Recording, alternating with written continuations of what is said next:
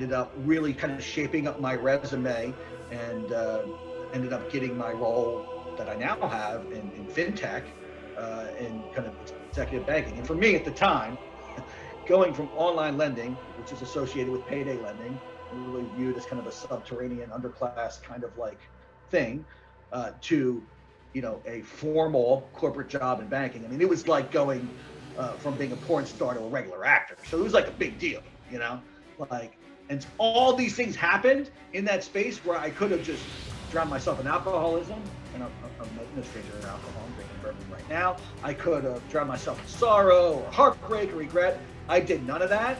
And, you know, Jamie, the Tony Robbins of hardcore, you know, like his song, like that was my anchor. And so it's a key part of the book, like it's the purpose, the divinity and purpose. Whether you're a spiritual person, believe in God or whatever you think divinity is, there is something there. There is that the power in invoking and wrapping your orientation around purpose, particularly in the pitfalls and the valleys and the failures and the hard times.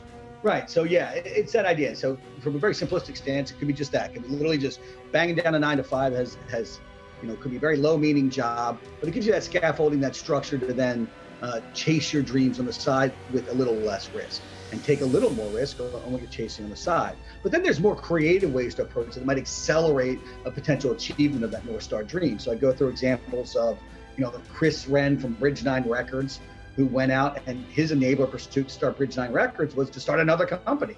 He used a less passionate pursuit. He started Yankees Suck, making merchandise to sell to Boston Red Sox fans. And that money then underwrote like first 15, 16, 17 Bridge 9 releases. Some could say it's throwing good money after bad. Obviously that was profitable. Why would you throw it after something more risky? But he had to have the meaning and the passion for Bridge 9 to be fulfilled. And he used the money from a lower meaning pursuit to do that. So it wasn't a 9 to 5, but it's still the thing, one thing, two dependency. For me, I've kind of had, you know, several different flavors of that. One was when I started out in the music industry, I had jobs in the music industry. So I was literally getting a paid education in the industry, meeting contacts, networking, which tremendously helped me start my record labels, which I did on the side at night in Cracks of Life. You know, Bob Dylan said, chaos is a friend of mine. You got to make it a friend of yours, you know? But I mean, I think about moshing, right? And the energy that comes from that, or the almost spiritual feeling I feel when in a mosh pit, where you have that electric moment of connecting with the lyrics, feeling the music, you know, pulsing through your fucking blood and veins right there in front of the artist, right? You're amongst your tribe who are also feeling the same sensibility. I mean, it's that chaos and that energy that, to me, mirrors, in a metaphorical way, just life, the unpredictability of life, the need in life to go through and find that connectivity with a like-minded tribe, and to embrace that chaos together with a like-minded tribe. That's what the fucking pit is. You're with that like-minded tribe, and you're embracing chaos. You're making it your own. You're enjoying the energy and the craziness of that moment. And to me, it just mirrors life. You know, it's very metaphorical to life in general, or you know, at least a life in my mind that's you know, lived with enthusiasm and boldness. There's like this pent-up hunger from artists to go out and play.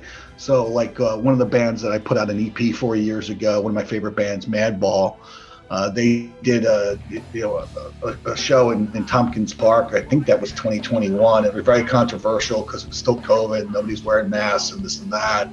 But like it was like just pent-up energy. And it was like them and Wisdom in Chains, and I think Blood Clot played, which is John Joseph and Cro-Magnon, other band. And it was like you could just see like bands were not going to be cooped up anymore, right? Right. Regardless of controversy, this or that. And I think then on the other end, where now touring has become normalized again, it's like I do think there's a bit of an over-engagement that might saturate a bit, right? Mm-hmm. And so I think that's probably something in play here with it. 100%. Even like when I do videos, if you get my YouTube channel at Andrew Thorp King, like before I got psyched up for a video, even though they're like spoken word videos, they're scripted and we planned the scenes and all of that, and there's professional editing.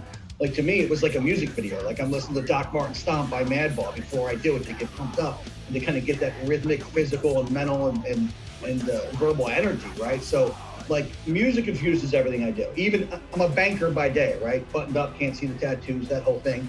If I'm presenting to 100 executives, I'm still listening to hardcore before I go on. I'm listening to Terror or Hatebreed or something, or Warzone, right? Because it gets me in that mood, that energy.